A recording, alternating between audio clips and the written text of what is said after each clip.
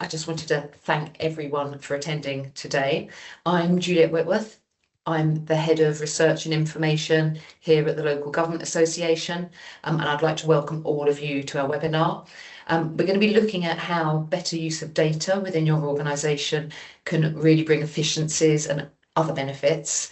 And today we're going to be looking at location data, specifically something called the Unique Property Reference Number, which is also known as the UPRN.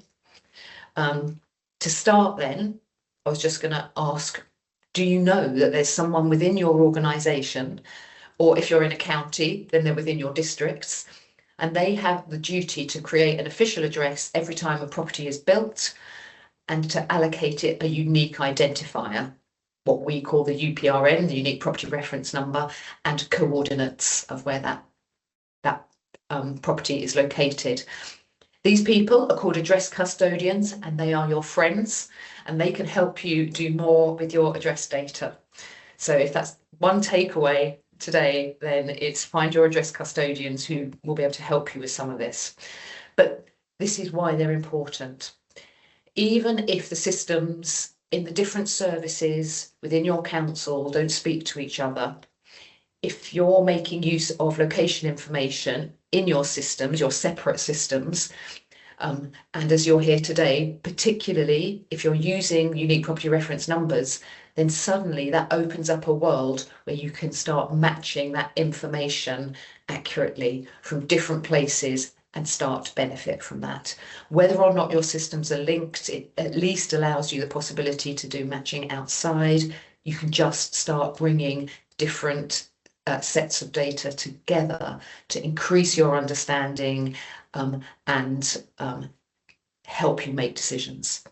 So today we're going to hear from two authorities that have made really good use of UPRNs and in doing so have brought in additional income as a result. They're going to be telling their story, how they went about it and the financial benefits they've seen. And we're hopeful that by the end you feel inspired to do something similar. You don't have to rush out and add UPRNs to all your systems, but think about starting small with a couple of systems, maybe the ones that our speakers are going to talk about today. But also be aware that the adding of UPRNs, it doesn't just happen. Data and IT teams and custodians need to be engaged and enabled.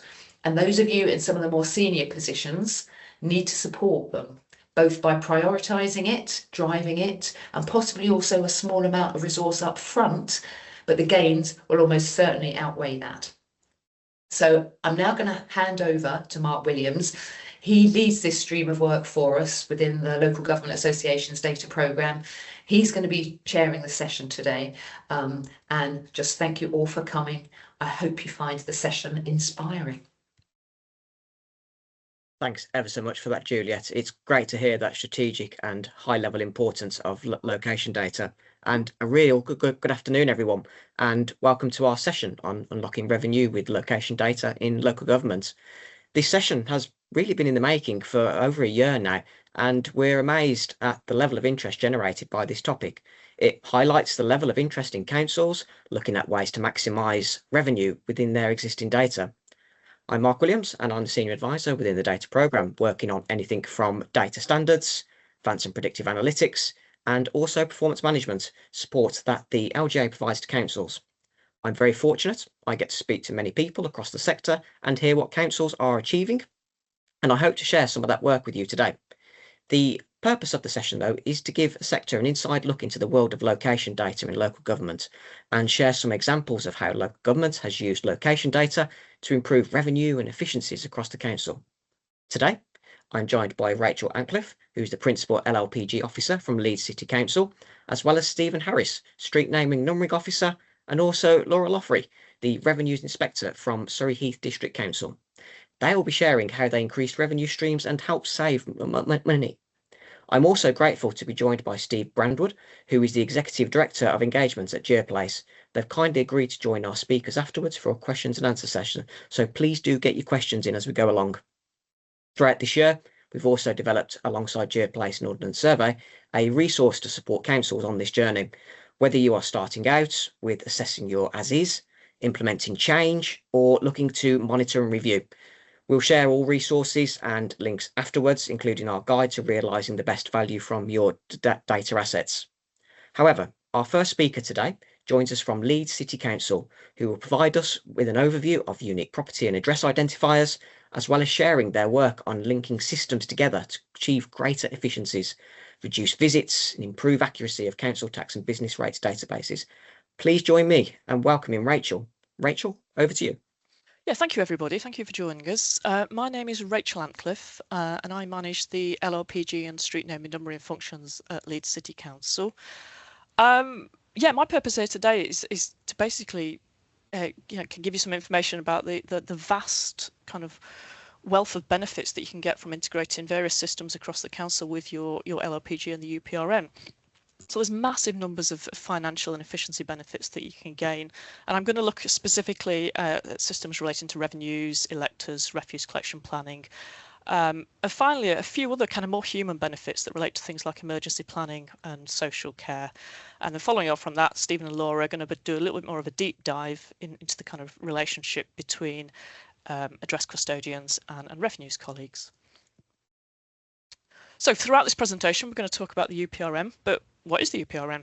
So it stands for Unique Property Reference Number, and each property unit or land unit in a local authority is going to have a UPRN. So that's no matter whether it's an individual house, a flat within a block, or an office within a block, or a piece of land.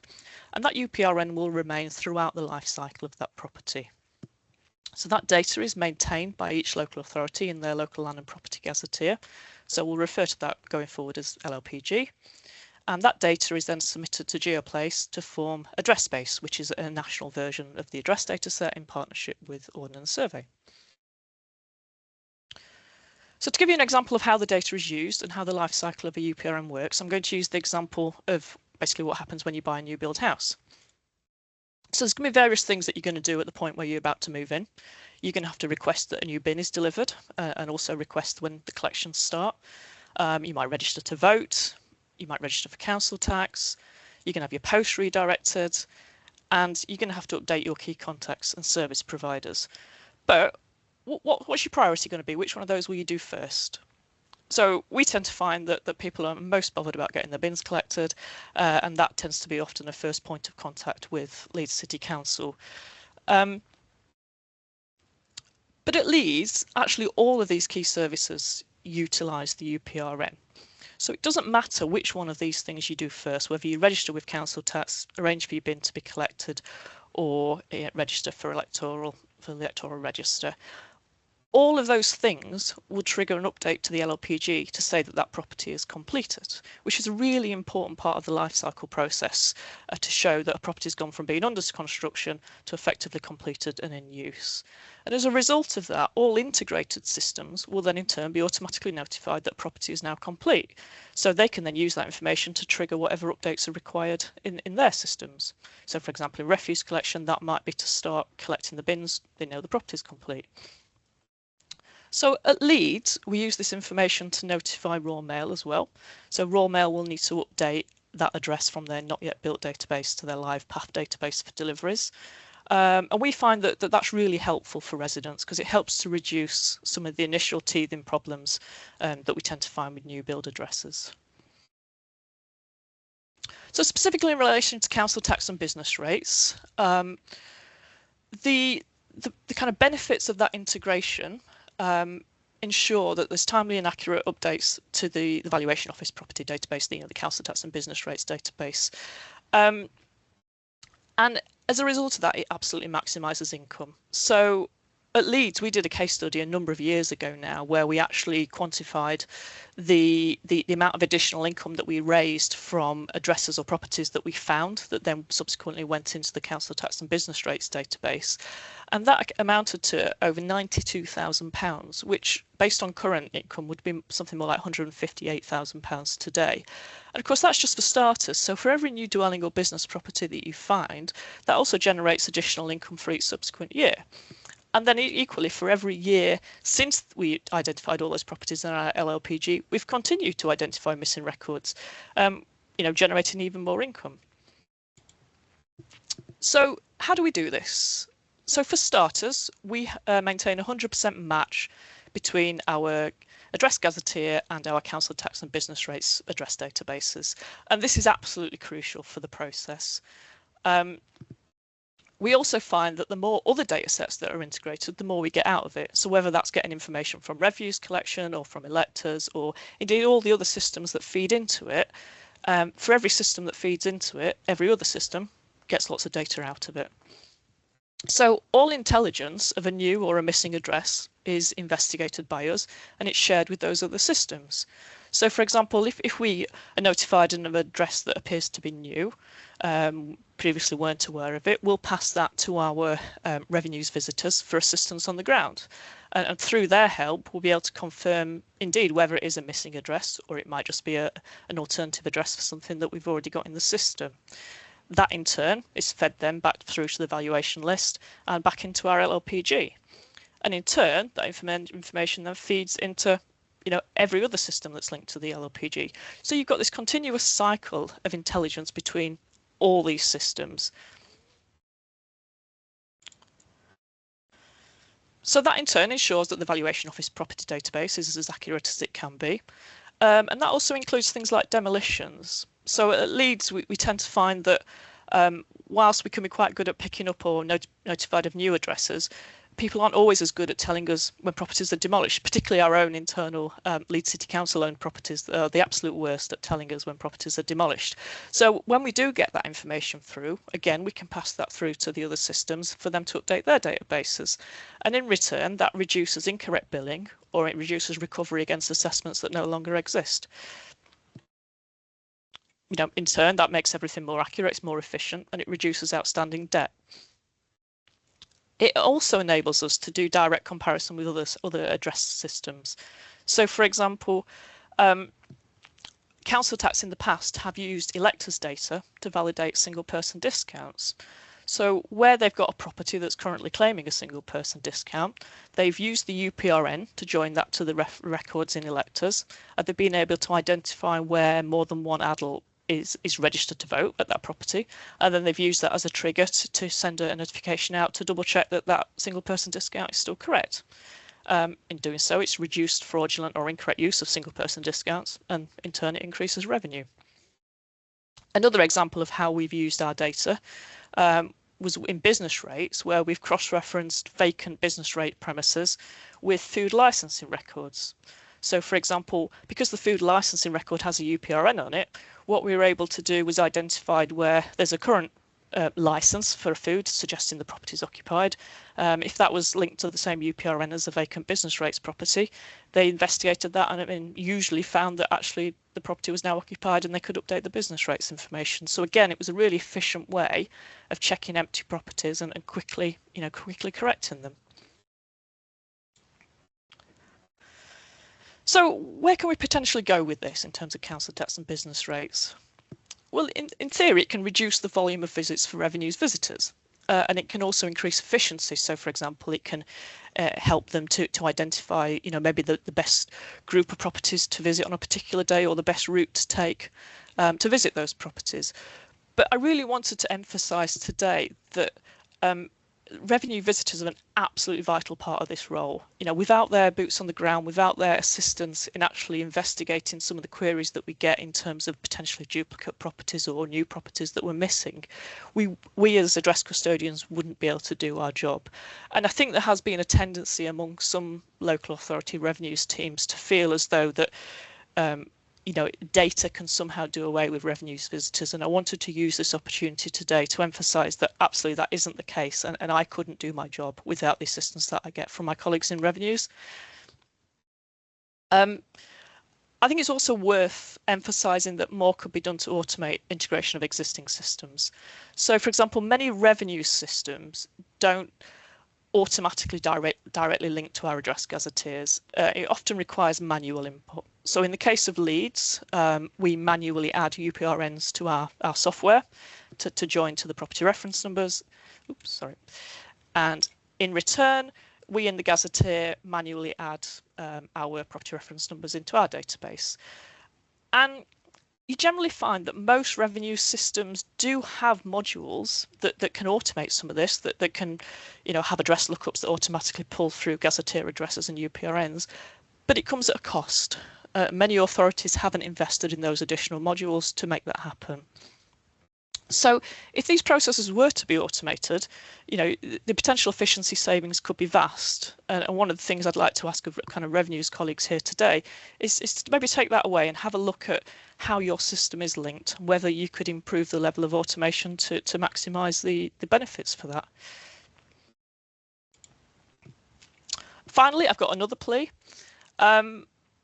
Many address custodians are not allowed to access their council tax and business rates systems, and there could be many reasons for this. It could be maybe licensing costs or difficulty enabling read-only access. Actually, a lot of the times it's security checks, so maybe they need mandatory DBS checks, or that there are security concerns and they don't want to make that data available. But from my point of view, if I didn't have access to council tax and business rates, I wouldn't be able to do all this work that I'm talking about here today. And it's kind of a plea to the authorities out there. Have a look to see whether your address custodians have access to your council tax and business rates data. And if they don't, see what you can do to make that available, because it really, really does help this whole process work. So if we move on to electoral services, again, we link our address gazetteer data through to electoral services, and we try to maintain 100% match to that. Benefits of doing that: it enables electors to validate that the person's registered an eligible address. So, for example, if they were registering at a business address, or indeed an address that didn't exist, that we couldn't make any sense of, it could prompt them to query that and help make sure that they are registering at the correct address. It also, again, as I said in the previous slide, it enables direct integration with council tax. So an example of a project that we did with electors was where they were doing the annual canvass and they don't receive a response. Rather than sending a second response or sending somebody out to knock on the door, we joined their data through to council tax to identify where a property was known to be unoccupied, or you could also see where actually the current ratepayers on that council tax property were the same people who were already registered to vote, and therefore those people were moved forward a year. And in doing so, we reduced the need for any further additional follow-up, whether that was by post or in person. So clearly that made massive efficiency savings in terms of the work that electors had to put into the annual canvass. It also provides prompts for electors to remove historic addresses from their database when we know that they've been made historic in the address gazetteer. So in turn, equally, it saves unnecessary canvassing, and it allowed us to identify duplication. So again, it removed unnecessary records that actually were just alternative versions of the same address.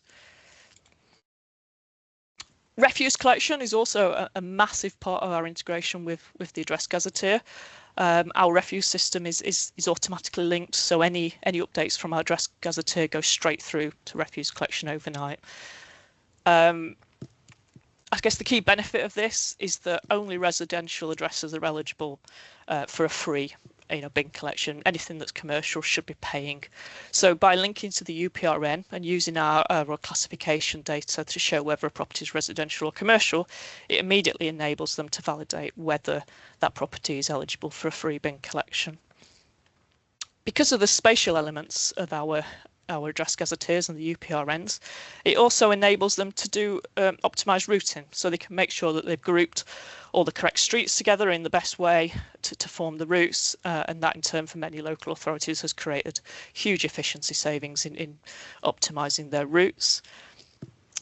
And again, going back to automation, it means that they can automate knowing when a property completes. So if they take the update from the gazetteer to show that property is now complete, it means that it can be added to a route and they can start those collections at that point, not too early, not too late, which again is massive efficiency savings.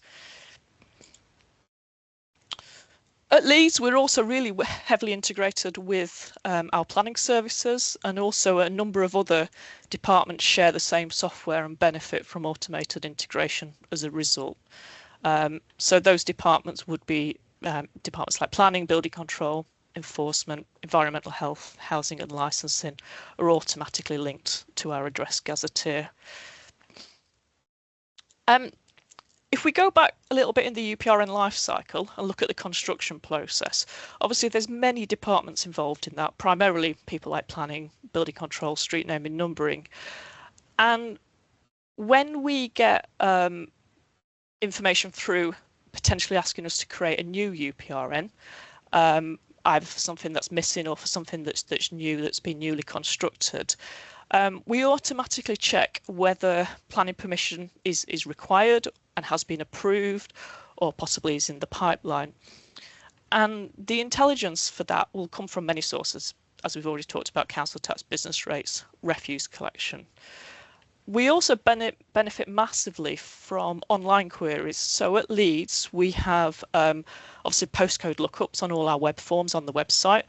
And if when somebody comes to input their address and they can't find their address on our postcode lookups, which comes straight from our gazetteer, there's a form that they can fill in to say my address is missing, and then all that intelligence comes through to us. So occasionally that might just be that they know their address as something else, but often it does also help us to identify missing addresses. And along with the information that we get from street naming and numbering, we also pass all that information then on to planning enforcement so that they can investigate it and obviously maximise the resulting income generated from that. So we analysed our data over the space of a couple of years, and we found that as a result of all this intelligence coming through the gazetteer, whether that's from street naming numbering or from other systems, we made 35 referrals to planning enforcement in that 2-year period, and in return that generated thousands of pounds of retrospective fee collection. So to give you a couple of examples, we had 2 blocks of offices that were converted into flats without permission, and obviously they were enabled to obtain retrospective planning applications, and the fees for those generated over £1,800 and £1,300 respectively. In terms of street naming numbering, we use that as a kind of gateway to planning as well. So if somebody applies for an official address through street naming numbering for a development that's under construction, but they don't have either any planning permission in place or the correct planning permission, it's really an excellent way to force compliance, because utility companies require street naming numbering to install meters and to install utility connections. And at Leeds, we will refuse to provide that if they don't have the correct planning permission in place, which hopefully will sort of curtail the development whilst they sort that. If they apply to us at the point where the property is complete and it's already occupied, we'll obviously process the street naming numbering, because it would be too big a risk to the occupants of that property to not provide them with an official address. But we'll still pass that on to enforcement to investigate and obviously to do what they can to kind of rectify that situation. So all of this helps to ensure that not only we maximise our planning income, it also helps to ensure that any unsafe developments are prohibited and that anything that otherwise wouldn't have got planning permission can be acted upon. We often find that this data sharing between council tax and business rates and planning and building control works both ways. So not only do planning benefit from intelligence from council tax and business rates of properties that might be created without the correct planning permissions, there's also quite a lot of data sharing that goes back into council tax and business rates in terms of stuff that's in the pipeline, stuff that's under construction, so that they can monitor it for completions. So there's a massive amount of kind of data sharing between all those systems that works, incredibly well in both directions. And as a result of this, we're absolutely maximising all the income streams that we have by integrating all this data with the gazetteer and the UPRN. A couple of challenges that we find, particularly as kind of non-planning people, that we have in recent years relate to things like permitted development and Class C use classes. So, for example, with permitted development, it's made it a lot easier to convert office spaces above shops into flats, but in doing so, it almost seems to have kind of greyed the need for people to correctly declare that work and get the correct permissions in place, which has made it far harder to actually monitor what's going on in these types of conversions from our point of view. And then equally with the Class E use class changes, it's made it harder for us to identify changes of use. If they all come under Class E now, then we can't differentiate between the different changes. So they're just some of the sort of challenges that we have to kind of adjust to on a sort of day-to-day basis. So I wanted to identify the new homes bonus as a kind of particularly interesting use case of how we've used our data at Leeds. So for anybody that doesn't know, the new homes bonus is a grant paid by central government to reflect and incentivise housing growth. And it's a payment made to local councils based on the amount of extra council tax revenue raised for new build homes, conversions and long-term empty homes brought back into use. There's also an extra payment for providing affordable homes. So we found at Leeds that this data sharing absolutely maximises our claims for new homes bonus. It means that all new dwellings that we're aware of are reported, and the use of that UPRN enables us to automate the production of that statistical data. So there's no manual work involved. At a click of a button, we can identify all the new dwellings or assessments that we've identified in that past year. What we've tended to find is that whilst planning permission covers most new builds, it often can miss some conversions, basement flats, converted outbuildings, that sort of thing. So by using the data in the gazetteer and all the other systems that feed into that, it absolutely maximises that we've reported on all the new dwellings that we're aware of. In turn, that absolutely maximises income. So, for example, in Leeds in 23-24, we were allocated 6.1 million through the new homes bonus. The system is actually due to finish in 25-26. Now, I don't know what will happen going forward, but I think it's a good example of how automation of that data can maximise income that's paid to a local authority. At Leeds, we also use gazetteer data to underpin our housing land monitoring system. So that automates our statistical return to the government on reporting of, again, new dwellings that are built in a particular year. And we also use our gazetteer data to underpin things like SHLA, the Strategic Housing Land Availability Assessment, AMR, the Annual Monitoring Report, and the 5-year Housing Land Supply. So I think I've just demonstrated here that there's a really wide use case for gazetteer data, but one thing I also wanted to pick on is what I've referred to at the beginning as the more human benefits. So these are things that you might not necessarily be able to quantify in terms of additional revenue, but actually they make a difference to people's lives. So an example of how we've used the UPRN in Leeds would be in relation to emergency planning. We've used it in the past when we've had major flood events to plot properties that have been flooded and to identify properties that might be at risk. We've used it for emergency event evacuations, so identifying where properties are in a particular proximity of a dangerous situation. And we've also used gazetteer data to identify safe places that people can be evacuated to. So really anything that requires knowledge of where people live or may be located and where the risk is can be used in conjunction with the gazetteer to kind of provide help in emergency planning situations. At Leeds, we've also used it for major event planning. So for things like sporting events, Tour de Yorkshire and the Leeds Triathlon, and large music events that often take place in parks. We've used that information to notify residents and local businesses of obstructions that they might experience, to identify road closures and things like that. Finally, I wanted to talk about what I'm going to call the case for social care, and the particular focus of this is about an area that I feel has kind of lagged behind a bit in terms of integration, probably because as you'll have seen, or as you'll know as local authorities, most projects focus on efficiency savings and increased revenue. And the thing with social care is, what price do we want to put on the identification and protection of vulnerable residents? So if you were going to go back to your authorities and speak to your social care people, is your social care data linked to a UPRM? Because if it isn't, there are real obvious benefits in doing so. It absolutely improves the accuracy of the data. It can remove any duplicates, so where you might have got duplicate address records in or people in multiple times linked to slightly different versions of the same address. It also enables integration, but it comes at a cost to set up, it comes at a cost to automate in terms of linking through to your gazetteer, and it comes at a cost to match your existing data to a UPRN. And that's often been a barrier to getting social care data integrated. The limitation with this is that if you look at it from an emergency planning context, where they need to identify the locations of vulnerable residents in the event of an emergency, this need gets overlooked, and it relies on having UPRN linked to that data to be able to efficiently plot where those vulnerable people are living in the event of an emergency. So without having the UPRN already embedded in your social care data, it makes the use of that data slower and less effective.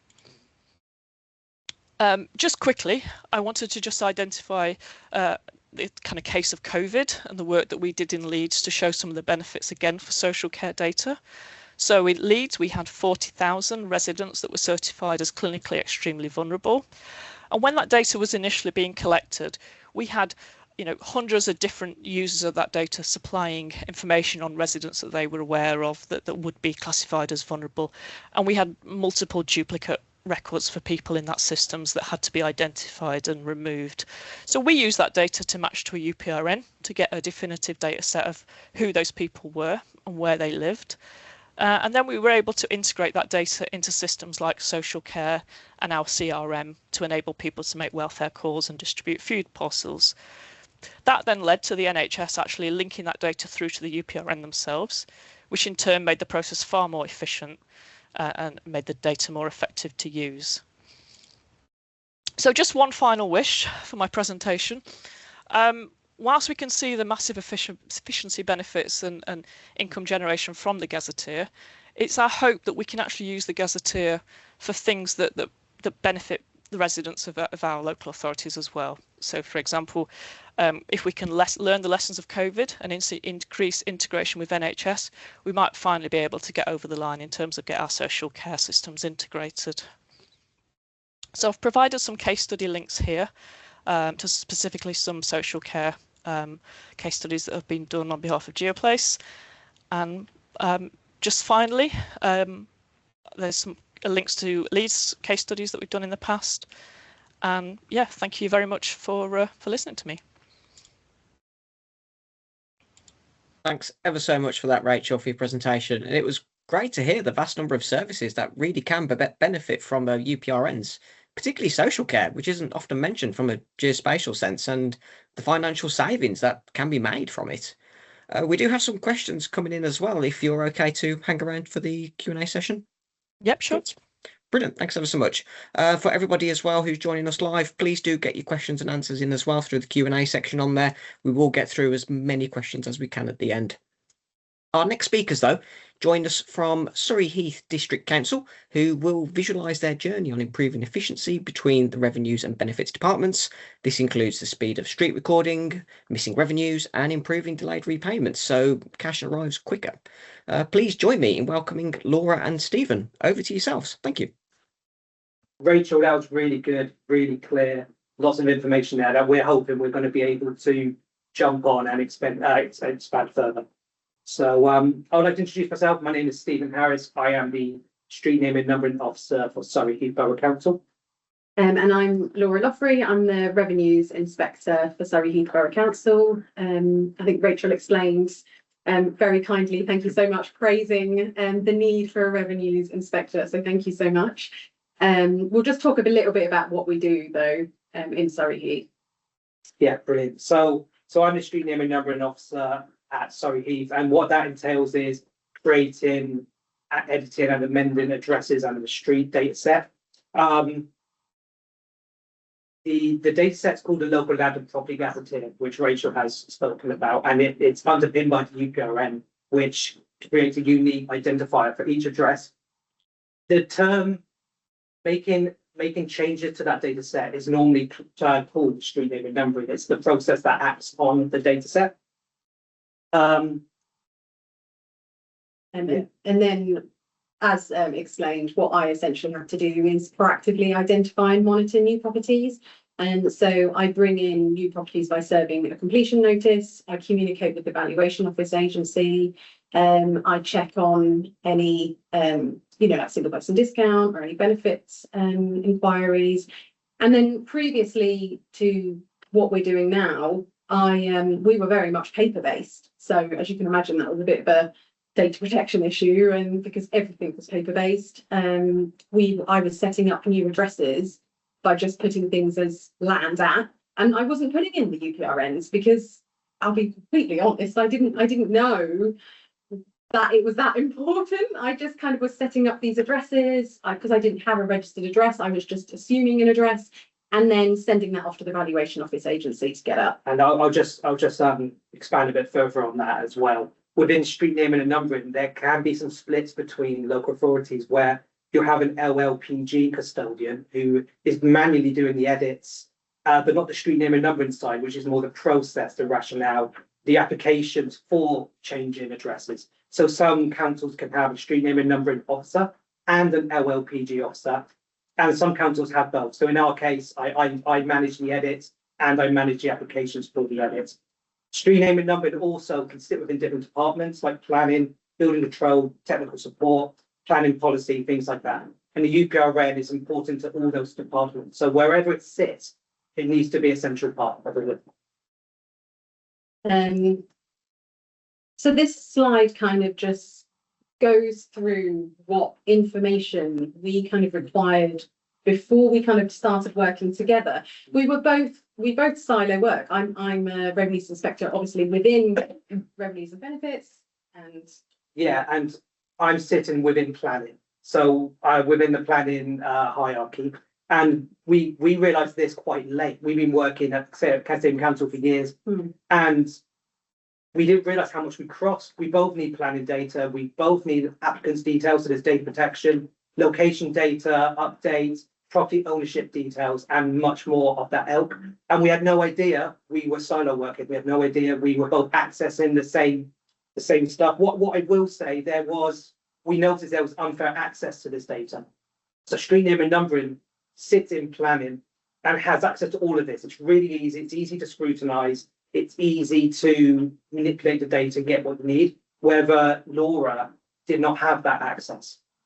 Yeah, so I think we kind of, if I go on to the next slide, what it does is it just kind of explains, because I didn't have access to that, that system that planning and street naming and numbering were using.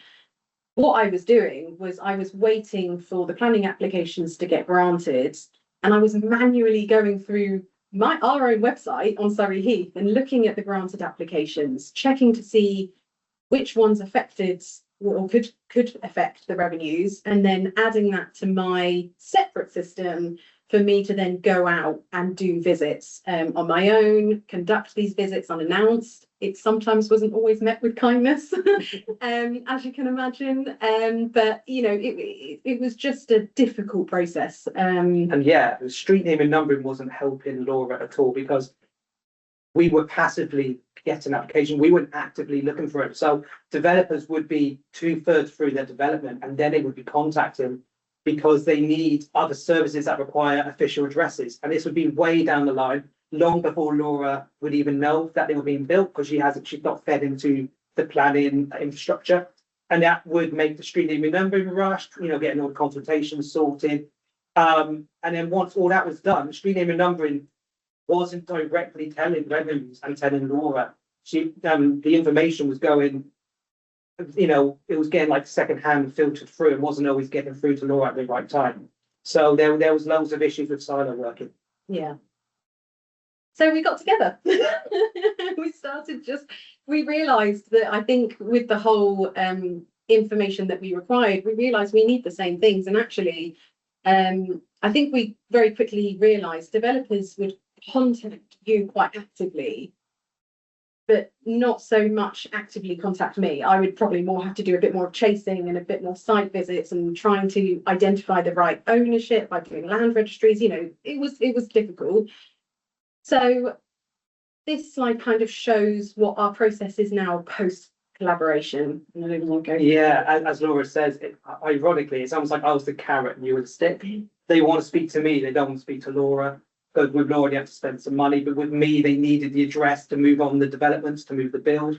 So our process now, it's street name and numbering needed to get involved a lot sooner, get UPRN into the database sooner so we can export it. We export it to GeoPlace, to Ordnance Survey, to VOA, and internal as well. So now street name and numbering isn't passive. It's monitoring weekly applications that are granted.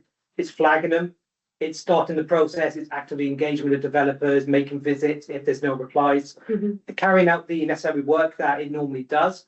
And then when it's done, this is one of the crucial differences, is it packages all the street name and numbering, all the LLPG updates, and importantly, the contact details of the developer to revenues. So you get this packet of everything they need for them to start their next process.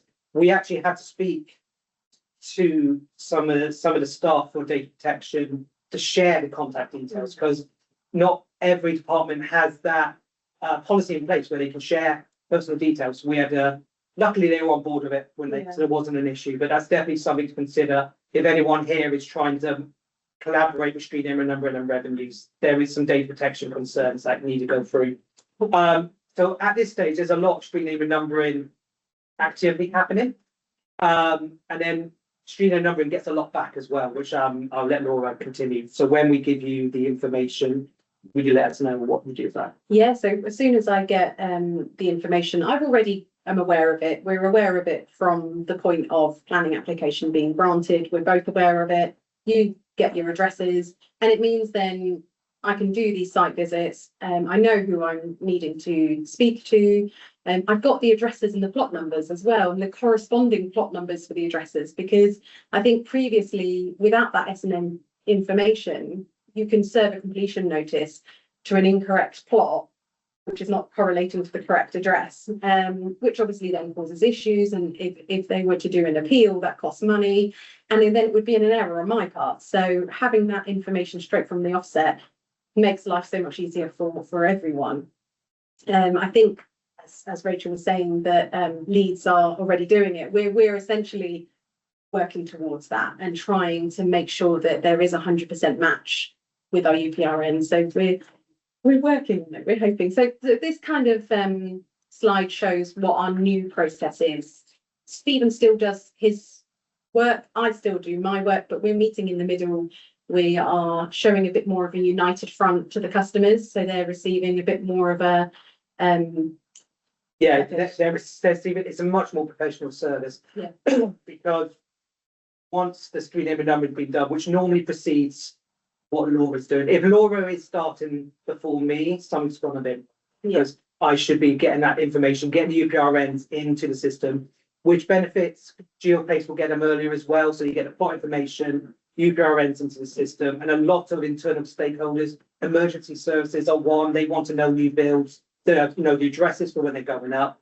But once Laura has started doing visits, she's given street name and numbering and the LLPG system that much needed updates about the build status.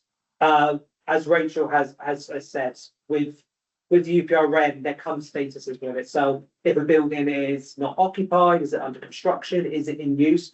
Those flags are coming from revenue officers, revenue inspection officers. And there are other data streams as well, but from our experience, the revenue officer data is so much more up to date and accurate because they're boots on the ground. And that's the best thing for an LLPG custodian for updating. So street name and numbering gets all the addresses sorted, gets UPRNs in early, which benefits loads of departments like building control, enforcement, the police, emergency services, VOA. But then street name and numbering gets those much needed build updates back from those site visits. So it's a really good collaboration. And I might add, the collaboration is free. There is no cost to this at all. It's just working out how to share the data, making it so everyone's getting something out of it, and there is no cost. There's no cost to council for this. And we'll go on to a bit later in the slides. We'll go on to some of the benefits we can actually quantify. Yes, exactly that. And just to kind of like show it from a customer point of view, just making that small service change really to work a little bit closer together.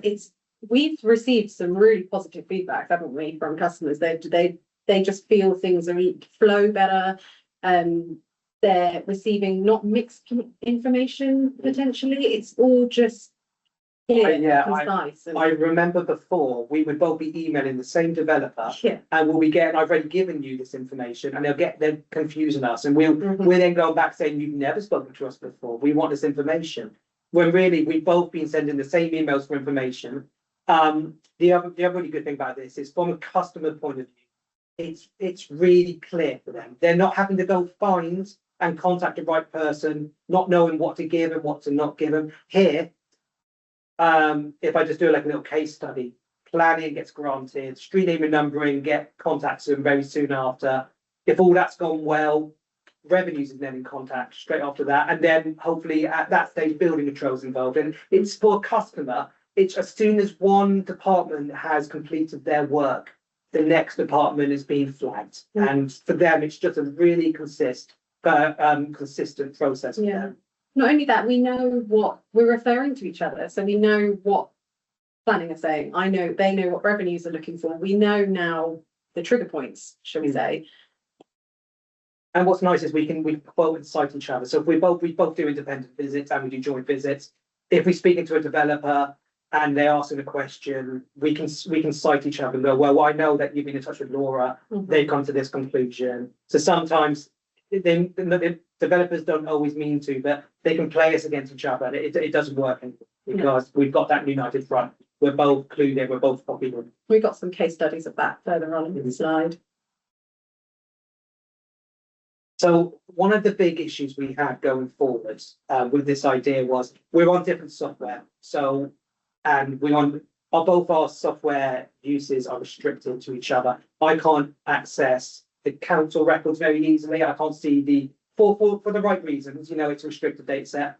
Laura can't see a lot of personal data and contact details and the more nitty-gritty of planning data. Again, it all makes sense for data protection because we don't actively edit those data. We don't edit each other's data set. So having that safeguard is important.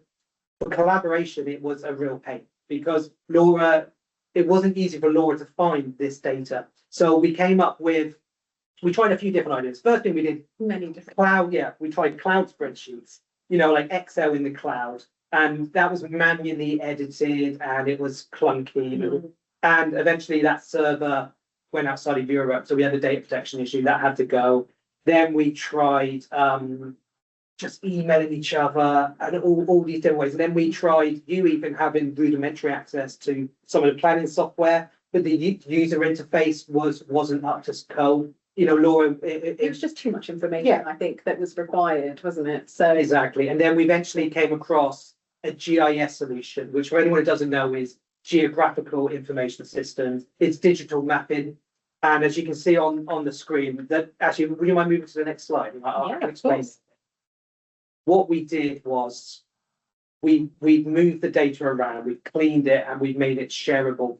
And all of this was free. There was no consultation. We have a really good IT system. We got involved. I did a little bit, and some of our IT supplies helped with the final bit, and we got the solution. So the top left shows where the planning data is sitting in a restricted data set. Laura doesn't have access to that. She can't see that detail. The next stage is filtered and ordered within that program. And then using GIS, which is the software you can see at the bottom, we can visually display it. Laura can access that through the web. She can make comments on it. She can filter it. She can change the color. She can do what she needs to do to help plan visits. And hopefully you can explain some use cases and the benefits of that. It's just perfect because as Surrey Heath isn't, I wouldn't say one of the biggest boroughs, but most tree covered. Most tree covered. That's our colour. Yeah. What we have is as you can imagine, I've got all these planning applications, and although I've been working for Surrey Heath now for 10 years, and I know Surrey Heath very well, but still there are some roads that I don't know by heart and I don't know. So I will be travelling one area and then moving all the way to another borough and then having to go back, and it was wasting time. So this is so much easier because it's just all on a map. I can locate where I need to visit. I can plan my visits. I can easily see by colour coding which applications are out of date or which applications have been responded to. It's just easy access and easy to view, and it's live. So if I update that, it's automatically updated straight when Stephen next logs into it or sees it. It's just automatic and easy rather than having to write emails and. Yeah, and in terms of implement, for more of the technical minded, it's just linking up some databases to some SQL. So just, essentially, a lot of councils on this call have great IT departments, and they'll have this knowledge. They'll know exactly how to do this. It's their bread and butter. So just asking for it is the first step. Just saying, I want to see this department data in my software, and you can. GIS is a great version, but it's not the only version. It's database software which can show the data how you want to with the restrictions it needs. So yeah, it's again, I don't think there's a cost here for a lot of councils. To a lot of IT teams will have these skills and they'll be able to implement them. First stage, just having that conversation with them, saying we want to see more data. We want to give the use cases and get the IT teams working and talking. So we've just very, very kind of briefly just shown a few case studies just to show how it has worked in real time.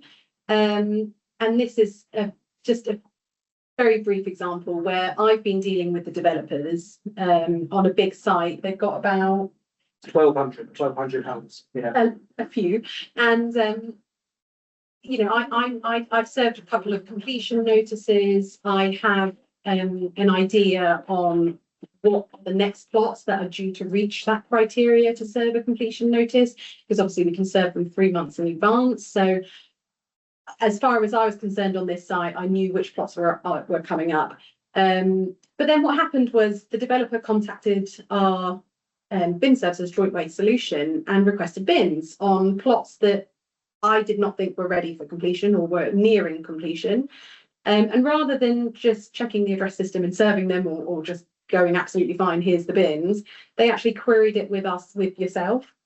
And what was really important about that was it's the UPRN that stopped all of this, because the UPRNs had a flag on them saying they were under construction.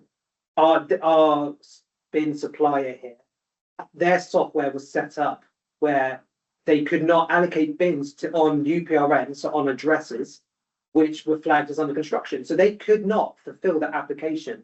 So they would come and moan to me, being the street name and numbering officer. Because we have this relationship now, I went to Laura, the revenues officer, saying the developer thinks they're ready. And then that prompts Laura, because she wants to get that completion note in, to get the income at the right stage. So then Laura then would make an action on that. Yeah, and so I contacted them, and they actually came back to me and said, no, we were just trying to be proactive, and I did go on site to kind of show that as well, whether these plots were ready, and they weren't ready, but they were just trying to get the bins. I'm not sure to maybe see if they could use the services, and I had to essentially say to them and establish a base point that, look, until the completion notice is served, the address won't be live, and therefore you will not be receiving bins. And I think it was just a good way of showing how collaborative working does work.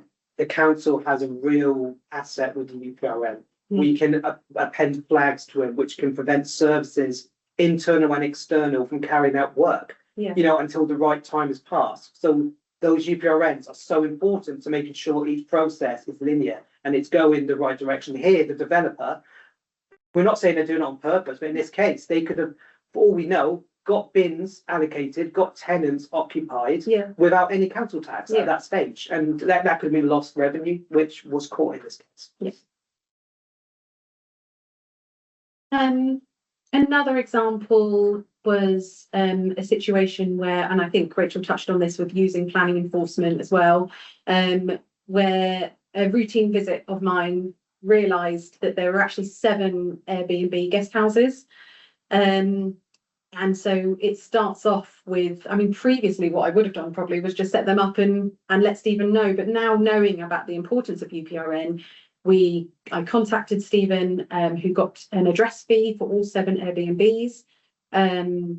We've got 2 Airbnbs rated at the moment, which shows an increase for this financial year. And planning enforcement were able to claim their fees, because it was obviously done through the correct. Yeah, and there is this niggle with, and all street name and numbering departments will do this differently. I'm not saying what the issue here is completely a consensus, but we had this issue where if Laura, sort of revenues, were making addresses without telling street name and numbering, so just putting addresses on their system. In this case, say they put 7 addresses on the system which did not go through street name and numbering, and then I contacted this person saying you need to pay for those addresses. They can come back and say, well, council tax already put them on the system. There, you know, and there's that fight where I would have to say, no, Laura was that's incorrect. But they can say, well, my address is on a council tax document. That's a legal document. That's a document you can use to prove your address. And the connection between us is because that would have been lost fees. It would have been very hard to track that money back now that Laura's made those addresses. Yeah. So the connection is really important, making sure the process is done in the right way. And this is another great example where we're contacting each other daily about emails we're finding, where I'm thinking that's a revenue problem, and you're like, that's a street name and numbering problem. Yeah. And you know, where there's always going to be things that fall through the gaps, but we're picking them up, we're picking each other's up, and it just makes that collaboration so much stronger. Yeah, absolutely. A bit more eyes on the ground, isn't it? Yeah. Again, just very brief, you can have a look through it, just another examples of where missing data was identified, essentially. So yeah, you can have a look through them, but Joint Waste Solutions is now checking UPRN information a bit more regularly. Planning is now sharing appeal decisions, because that was one thing I wasn't able to see. If it was refused, I wouldn't necessarily then check it again. If I saw on the our website that it's refused, that'd be that. But now I actually receive a monthly, or sometimes weekly, isn't it, email of any planning appeals that have gone through and any of it have been allowed, so I can proactively then go visit those. What I could say to expand on that is, and it really depends on every council, but to get planning data to revenues, street name and numbering is a really good vehicle for it, because street name and numbering, it's already on the planning data. I'm not saying everywhere, but in general, street name and numbering is really close to planning. Revenues, you know, not so much. It's not always so close. It's a completely different piece of work. So street name and numbering is a great revenue. Building control has a lot of information like this as well, but we all have various building control teams which have different staffing. So street name and numbering is a really good bridge to cross from planning to revenues. Just bigging up the UPRN, because that's what the LLPG officer's doing, which sits in street name and numbering, just trying to get the word out there on the UPRN. And if street name and numbering is providing the UPRN with all the address data and development data to revenues, it's just another way of promoting it. Absolutely. So I think in conclusion, it works. It does. Yeah, and we're not 100% there yet. We haven't got, as Rachel was saying, about the 100% match they have at Leeds. We have some IT niggles where we haven't got the UPRN 100% matching with revenues, with council tax and non-domestic rates. But it's more to do, we're going through the local government reorganisation scheme, which is a big piece of work where we're part of Surrey, and it's been merged, it's being split from east and west. So we've got some IT issues, we've got some software license issues, but the aim is to get that 100% match, which is why our collaboration is so important right now, because the only way we're getting UPRNs into revenues correctly is the collaboration. Yeah. And it's free. All of this is free. Exactly. It's absolutely free. It's free, but it's also massively increasing the revenue. It's reducing the mileage claims, because I'm not having to travel so many different places, but having that mapping system means it's more precise. So it's reducing my mileage claims. It's reducing the risks of going out and silo working as well, going out. Yeah, so it is what it is. Revenues inspector, I do have to do it, but we do the joint visit. And what's great about that is when a developer has a revenues question and Laura's not with me, I have to take that away. It's another couple of days to get that response. And likewise, if they have an address query, you can't answer it on site. No. So having us go to do joint site visits, we can answer all the questions. It's a united front. Yeah. And it just gives a more professional service. Absolutely. But I think that's us. Hopefully we haven't gone over, but yeah, happy to answer any questions later on. Thank you. Thanks ever so much both for your presentation. It was really interesting to hear about your transformation journey, as well as hearing about the financial benefits and how they were articulated.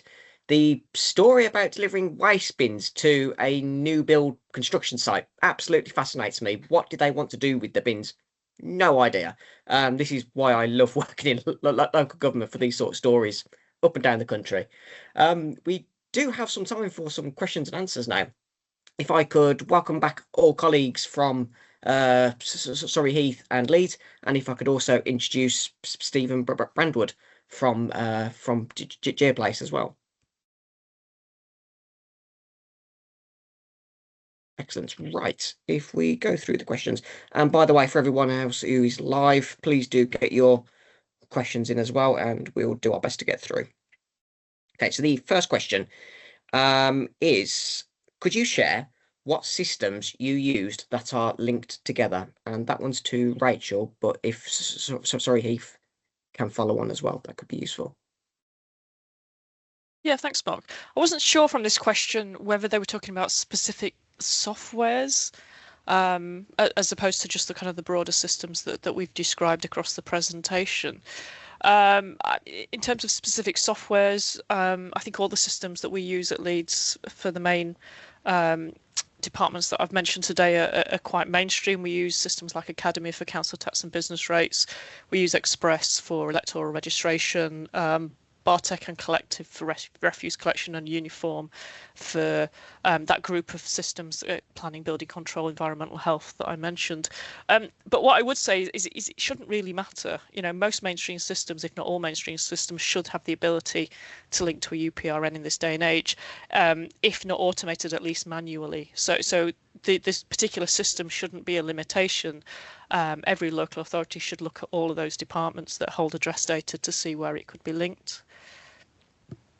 Yeah, to expand on what Rachel said, a lot of these databases, there'll be a certain type of database. So, for example, our address system is an Oracle database, but our GIS sits on a Postgres database.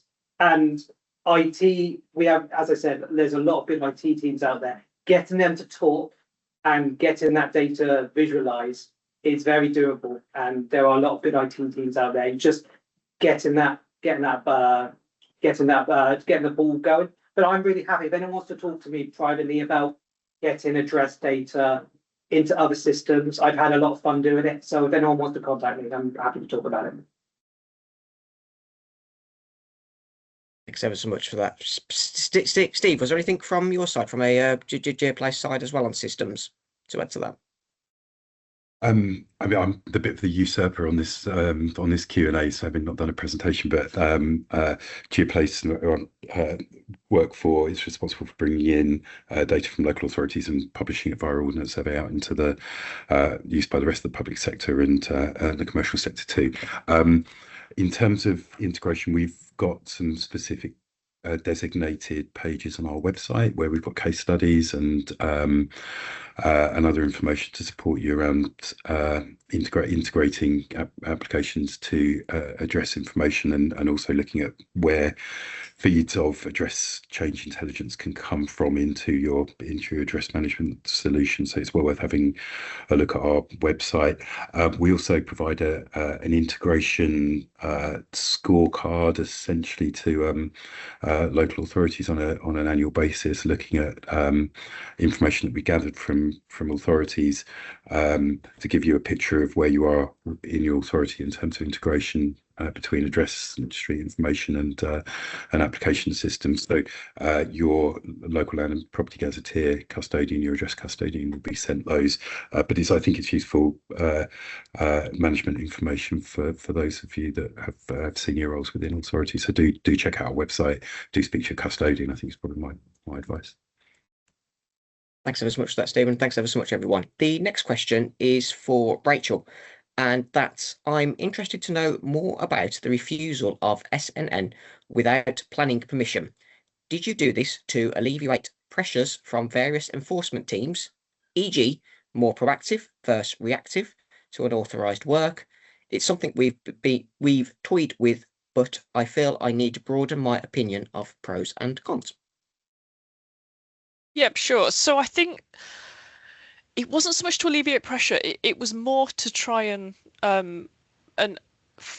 force that planning application whilst we had an opportunity to do so. So it's mainly been successful because of the growing use of utilities requiring UPRNs, and without that it probably wouldn't have been as effective, or at least it would have been more detrimental to kind of future occupiers of that property. But actually what we're finding now is that because the various utility connections, meter installations, that sort of thing, because they require a UPRN, they require street name, number and proof, by withholding that, we are forcing, and we are seeing this happening as well, that we're forcing developers to get their planning permission in order first. And to be honest, we're not particularly finding that people are doing it intentionally or trying to avoid planning. It's usually just kind of ignorance, that there's a perspective that maybe some of the conversion work that they're doing doesn't need planning. Things like permitted development, like I said in the presentation, are kind of, confusing things a little bit with people not really understanding what's required.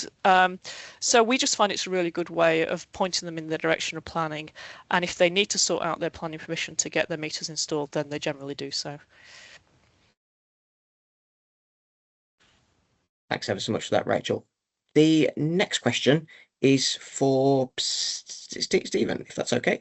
And Stephen Harris, just to avoid the confusion on that one. So it is, I would be interested to know, how do you deal with updating under construction addresses for larger developments where some properties are completed much sooner than others?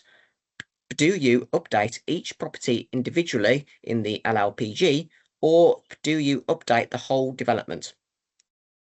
Well, I must say this is just a big advertisement to revenue inspection officers. Like, as Rachel said, boots on the ground. I do join Laura on the big developments, but there are so many other ones where she's my eyes and my ears. So this is just a massive.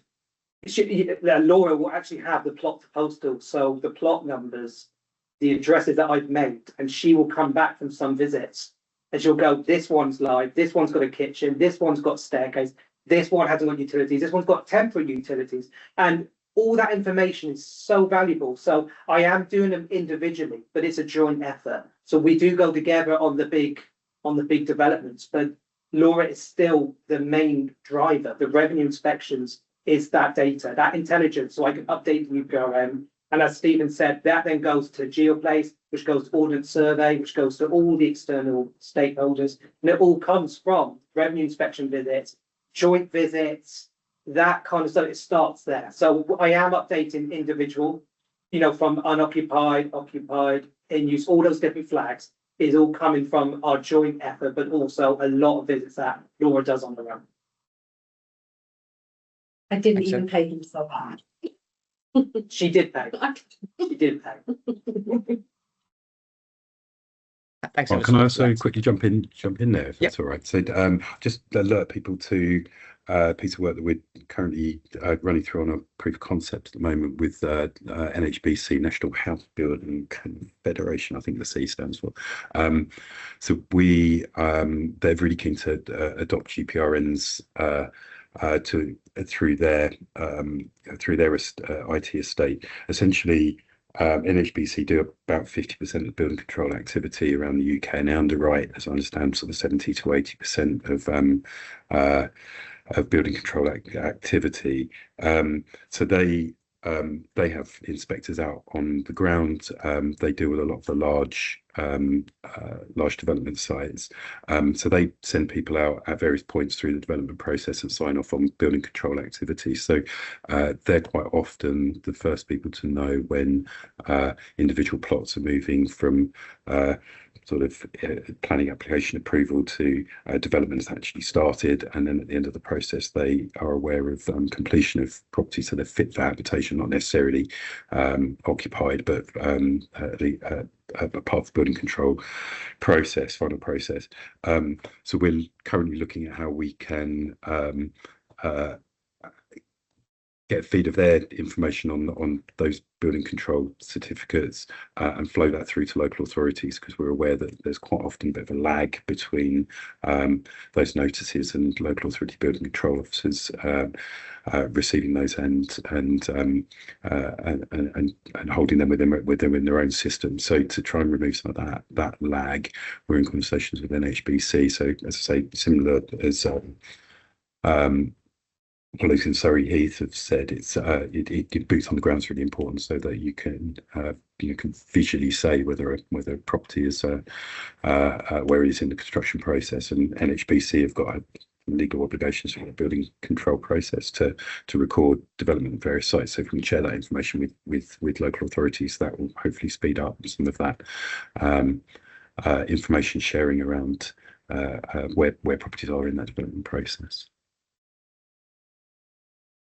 Thanks ever so much from that. We do have a follow-up to this topic as well in the chat, so I'd like to open this up to all speakers if that's okay. And that's from a member of the audience who's currently in a 2-tier county team that does the completion survey on behalf of some of the districts, but they are a couple of years behind with the addresses, and there are concerns that the task of backdating these will have already been done by the district revenue teams. Are there any advice or anything to add to that from our speakers today? Happy for anyone just to jump in. Yeah, well, I mean, in terms of the addresses, in terms of being behind and getting the backdating, it sounds like the LLPG and the revenues there is even now more than ever trying to get that conversation started to start that piece of work. But yeah, it's a tough one.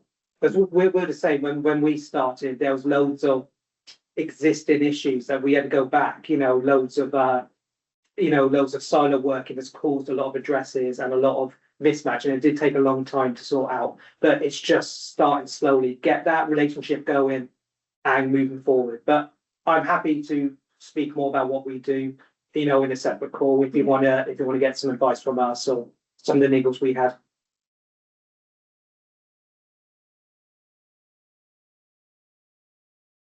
Thanks ever so much. Rachel, Laura, or Steve, anything to add on that one? Just very, very quickly, I'm not sure whether the questioner has been taking any of the ordnance survey products from OS. So address-based premium and MGD address will contain the latest address information as updated by the districts in that 2-tier environment. So if the districts have been out and whether using revenue inspectors or whether they pick that up through other means, that the properties have moved from being sort of under construction through to complete, and that should be you should be able to see that within the data. So a starting point might be to check on the OS products to see whether those individual addresses, those individual props have been picked up and have been updated since building control was originally requested. So that might be the start. That might be the starting point. But then I would encourage local arrangements between yourself and the districts where you've got information that the districts don't have, and be able to provide that over to them. To answer what Amy's just said there about plots never been digitized, that's something I've been doing, and I'm happy to give any advice on that. So yeah, please contact me, and I can show you a really straightforward way of doing it, and it's really repeatable. Thanks ever so much. And Rachel, was there anything further to add on that as well? Or? No, so we're quite fortunate. We're a unitary authority, so we don't have the 2-tier system. So I suppose that's kind of one of the benefits that we have at Leeds, and that everybody comes under the Leeds City Council umbrella. So yeah, fortunately we don't have that hurdle to jump over. Thanks ever so much for that. We do have time for one more question, please. I'd like to go around everyone for this one, and that really is, what one bit of advice could you give to the audience if they could only take one thing away today? I'd like to start with Rachel, if that's okay, please. No pressure. I think that the biggest initial hurdle is identifying the systems that contain the address data that would benefit and matching it. So if you're going to get anywhere, the starting point is to get your data matched to a UPRN, and then everything else will follow on. So I suppose it would probably be around identifying the best systems to kind of that would benefit the most in terms of providing data intelligence, and then identifying the best ways within your local authority of matching that data, whether it's paying a consultant to assist with that or whether you've got internal processes for doing that. But that's really the main starting point. Thanks ever so much. And Laura and Stephen, if you could do one bit of advice, please. I think the biggest advice is that I could probably give, especially working for a revenues team and being very much revenues based, is the benefits far outweigh the small amount of effort that needs to go in to make a bit of a change and to, you know, find a bit more information and coming out of that comfort zone, I think, of coming out of our little team and actually going over to another team. It is quite scary, and it is, you know, to have to walk over and, you know, to introduce yourself. It is scary, but the benefit is well worth it. What I would say, starting off, trying to get the UPRN to be the centre of everything can be quite daunting because it's a data problem. It's not necessarily a project problem. Getting it to the centre of everything can potentially be free for councils. And with the IT, you know, speaking to your IT team is the first thing to do to get the UPRN everywhere. GeoPlace have a lot of references. They are really clued up on UPRN integration, and they're also easy to contact. So I would say, if you want to get UPRNs everywhere, speak to your IT team first. If there's any issues there, I would speak to GeoPlace, because there's loads of case studies of getting it into all departments, and in most cases it's free. A lot of the knowledge is in councils to move this data around, get it available. It just needs some, you know, quite high up service directors and departments to say they want it, and it can be done. We've definitely seen that here. We have some great IT team here, and GeoPlace have helped as well. And for no cost, we've got all the data connections we need. Thanks ever so much. And can I finish with yourself, Steve, for that one bit of advice to take away? Yeah, thank you. And it's been a really good session today, and thanks for everybody's sort of input into it. But I guess a takeaway rather than advice is that the life cycle of property and the information associated with that is incredibly valuable within your local authorities, but also out into the wider world, whether that be public sector or private sector.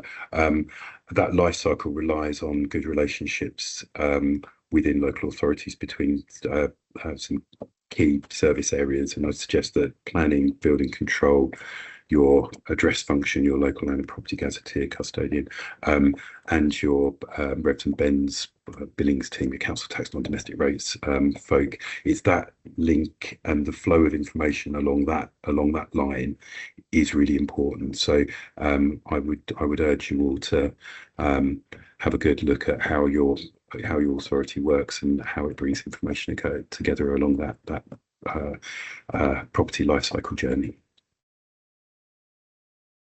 Thanks ever so much for that, Steve. So I cannot begin to do any of these presentations justice on here. It's been absolutely a wonderful session.